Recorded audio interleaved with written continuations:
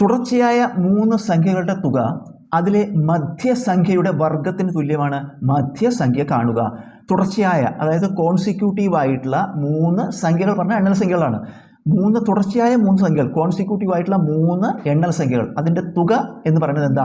മധ്യസംഖ്യയുടെ വർഗത്തിന് തുല്യമാണ്. മധ്യസംഖ്യ കാണണം.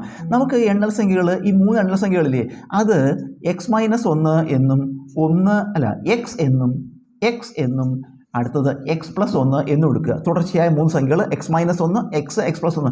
കാരണം എണ്ണൽ സംഖ്യകളല്ലേ, എണ്ണൽ സംഖ്യകൾ എന്താ അർത്ഥം? ഒന്ന് കൂടി പോവുക. എണ്ണൽ സംഖ്യകൾ ഒന്ന് കൂടി പോകും അല്ലേ? 1 2 3 4 ഒന്ന് കൂടി പോവാണ്. അപ്പോൾ x-1 അടുത്തത് എന്താ? ഒന്ന് കൂട്ടി, അതിൻ്റെ കൂടെ ഒന്ന് കൂട്ടിയാൽ ഈ -1 +1 0 പോയിട്ട് x വരും. പിന്നെ ഒന്ന് കൂട്ടുമ്പോൾ x+1. അപ്പോൾ നമ്മൾ ഈ കണക്ക് ചെയ്യാനുള്ള എളുപ്പ വഴിക്ക് വേണ്ടിയിട്ട് സംഖ്യകൾ എന്തെടുക്കുകയാണ്? x-1 x+1 എടുക്കുകയാണ്. ഇനി എന്താ പറയണത്? ഇവയുടെ തുക കാണുക. ഇത് 3 ഇതിൻ്റെ തുക എന്ന് പറഞ്ഞാൽ അതെല്ലാം കൂടി കൂട്ടുക. x-1 കൂട്ടണം x കൂട്ടണം x+1. ഇതിൻ്റെ തുക എന്തിന് തുല്യമാണ്? മധ്യസംഖ്യയുടെ വർഗത്തിന് തുല്യം. ഏതാ മധ്യസംഖ്യ? ഇതിൻ്റെ വർഗം എന്ന സ്ക്വയർ, ഇതിന് സ്ക്വയറിന് തുല്യമാണ്. അപ്പോൾ സമം എന്നിട്ട് x² എന്നെഴുതുക. നോക്കൂ, ഒരു എക്സും കൂട്ടിയാൽ എന്താ? 3x.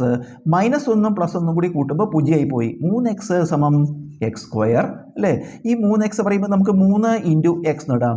സമം x², x × x എഴുതാം. ഇതൊരു സമവാക്യമാണ്. ഇരുവശത്തും ഒരുപോലെ വെട്ടിക്കളയാം.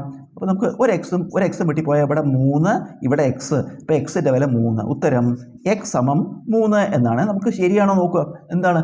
തുടർച്ചയായ 3 സംഖ്യകളുടെ സംഖ്യകൾ അതിലെ മധ്യസംഖ്യയുടെ വർഗത്തിന് തുല്യമാണ് മധ്യസംഖ്യ. അപ്പോൾ നമുക്ക് മധ്യസംഖ്യയാണ് കിട്ടിയായിരുന്നു കേട്ടോ. മധ്യസംഖ്യ കിട്ടി. തുടർച്ചയായ 3 സംഖ്യകളാകുമ്പോൾ തൊട്ട് മുമ്പ് എന്ത് വരും?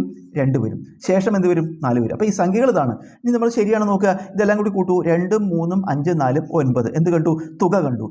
മധ്യസംഖ്യയുടെ സ്ക്വയർ കാണൂ. 3ൻ്റെ സ്ക്വയർ എത്ര? 9. അപ്പോൾ നമ്മുടെ ചോദ്യത്തിൽ പറഞ്ഞ കാര്യം ശരിയായി.